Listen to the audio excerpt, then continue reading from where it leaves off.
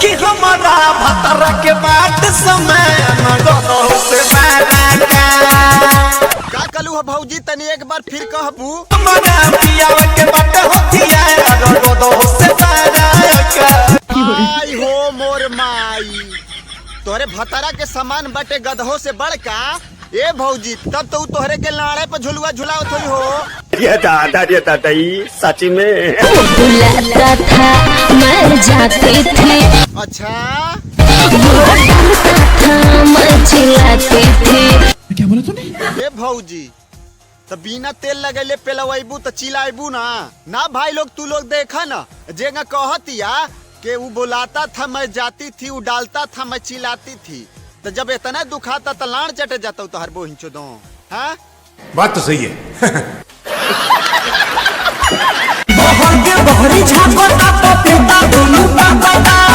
ए भौजी कौन पपीता हो तनी हमनो के देखावत।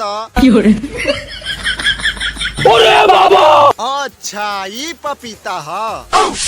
ए भौजी या तो तू पैदाइशी आनहर हऊ या तो हाले में आनहर भैलू हो।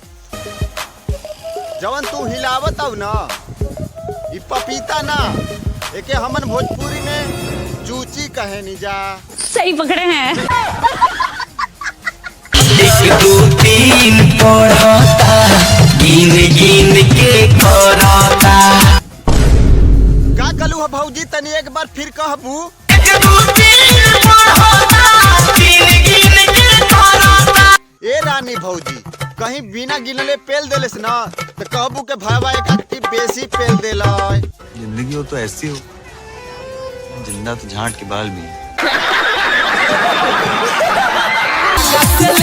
बेटा के होई तो पीछा से ले बहुत बेटी गे। तोहरा बोहिन के गाड़ी में सरल मुर्दा के लाड़ पेलो का गाना गईला हतू ना भाई लोग तू लोग देखा ना तू लोग देख जेगा कहता हितवा के आगा से ले बहुत बेटा के होई तो पीछा से ले बहुत बेटी गे। तो ये हिसाब से हितऊ तोहार बाऊ तोहरे माई के आगे से ले ले हुई तबे नु भइल बड़ा तोहार बोहिन चो लोग का गाना गावताड़ा जा। तोनी करावे के बोलावे ले बाधार में, हसुआ धरावे ले सुता गया कवार में। हसुआ धरावत सुता के अकबार में तब तो अपन टेढ़का लड़वा निहुरा के धरावत हुई भौजी। बात मानी राजा होई खाली ना जरी पूरा होला नहीं छसोया पीछा से करी। ना ऐसन गलती कबो मत करिया भैया। पिछली बार जब हमरे के देले रहे तो लाड़े पर मुद के भाग गई रहे, कहीं पाछे वाला कैला लाड़े पर हक देले तो लाड़े में हक्का लग जाई।